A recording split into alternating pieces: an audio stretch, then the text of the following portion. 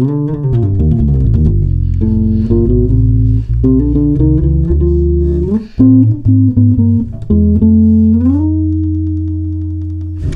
so no BS. Today I'm going to show you a super simple exercise that if you stick with it over the next few weeks will completely change the way that you look at the fingerboard. Like if I could go back in a time machine to myself and give myself just one exercise that would help me learn the fingerboard, learn the fretboard, this would be it.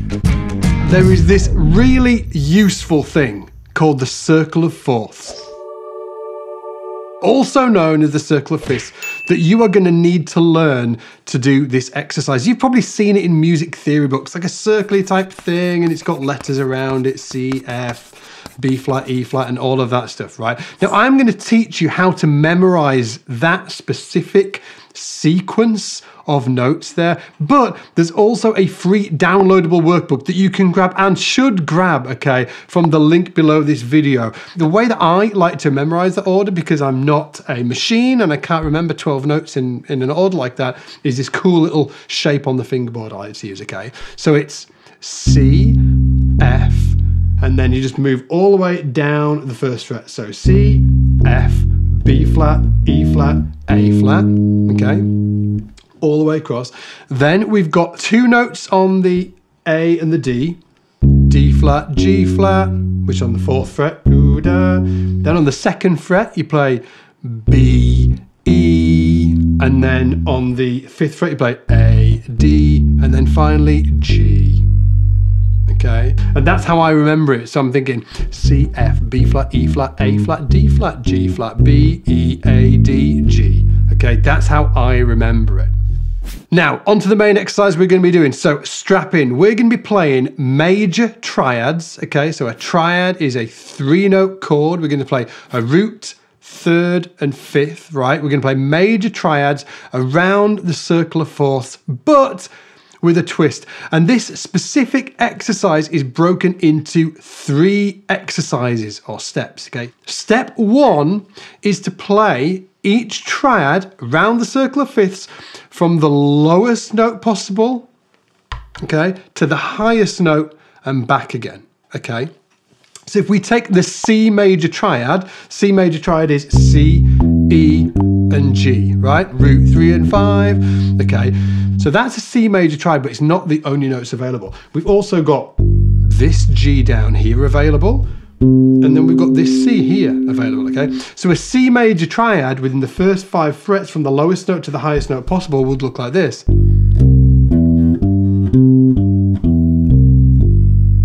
Now we move on to an F major triad from the lowest to the highest and back again.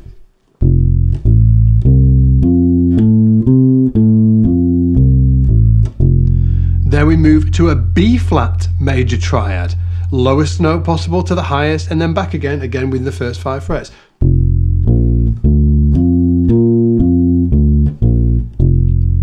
E flat major triad, again lowest to the highest and back.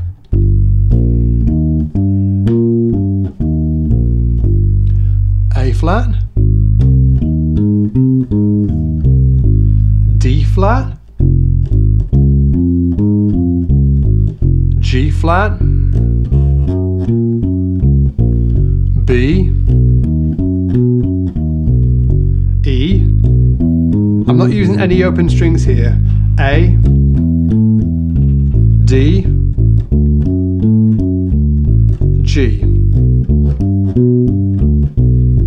Okay, now by doing this, you're really going to be learning your neck, really learning it. None of this just, you know, this, you're going to be getting deep, right? So go around the circle of fifths, major triads from the lowest note to the highest note and back again, okay? And you want to be able to do it. You don't really need to be able to do it at any particular tempo, but I like to do it, you know, have some kind of goal to aim for.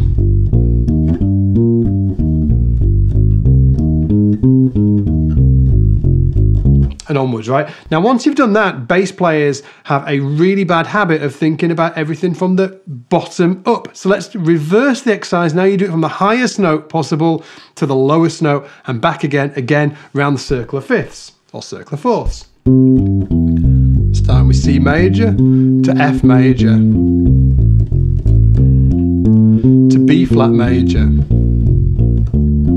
to E flat major to A flat major to D flat major to G flat major and onwards. Okay, so that was step 2. Now once you've done step 1 and step 2, then comes the critical, the crusher, step 3. Okay, now step 3 is where I like to call it the continuous triadic exercise. And what you do here is play 4 notes from C major, okay? Then you play 4 notes from F major, 4 notes from B flat, 4 notes from E flat, 4 notes from A flat. You got it, right? But what we do is we don't always start from the lowest or the highest. We just move to the next nearest available triadic note from the next triad. Let's play 4 notes from a C major triad. 1, 2, 3, 4. Move into F major triad. I'm going to keep going in this direction. 1, 2. Now I've run out of room. I have to start coming back down. I'm on F major triad now. 3, 4. Move into a B flat major triad. Still moving this direction now. 1, 2, 3, 4. Moving in that direction. 1, 2, 3, 4. Moving in that direction. 1, 2, 3, 4. 1, 2, 3, 4. 1, 2, 3, 4. 1, 2, 3, 4. 1, 2, 3, 4. 1, 2, 3, 4. 1, 2, 3, 4. 1, 2, 3, 4. And then back to C. Okay. It is not easy to do, but it really, really is valuable when it comes to really understanding the neck and knowing it in depth, right? So that exercise, sped up a little bit, it's going to sound like this, right? So C, F, B flat, E flat, A flat, D flat, G flat, B, E, A, D, G, and then carry on. F, B flat, sorry, E flat, A flat, D flat. It's really cool. Now, once you can do that, then you should do it with minor triads as well. So you do the same thing, all 3 steps with major triads, all 3 steps with minor triads. Now, once you've got those down in this area, then you take the next 5 frets, okay? 1, 2, 3, 4, 5. The 5th fret to the 9th fret, okay? 1, 2, 3, 4, do, do, do, do, do. Okay, so that's the C major from the top to the bottom within that area. F major, B flat major, E flat major, A flat major, D flat major, G flat major, B major, E major, A major.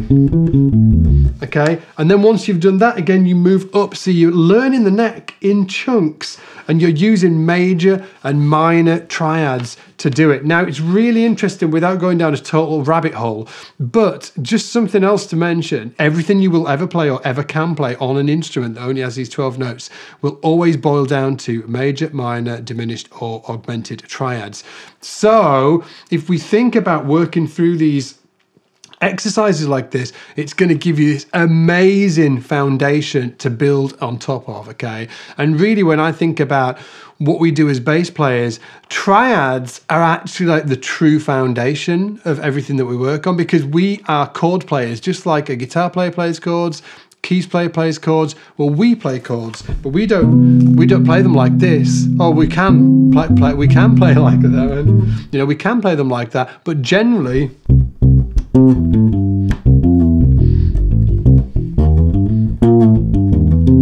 we're playing them 1 note at a time, okay? So we're using that information from the chords, but just not playing all of the notes from the chords all at the same time. We're doing it 1 note at a time, and you can do it in any order. So these, if you boil chords down to what's the fundamental building blocks of chords, it's triads. Okay, so we should learn it in exactly the same way. Anyway, hopefully you enjoyed this lesson, guys. Again, there's a download down below. It is super cool. It's got the thing. It's got the cycle, the cycle of fifths, circle of fourths. It's got a cycly thing, and it's also got all of the tab for the stuff that I played today. With that said, take it easy, and I'll see you in the shed.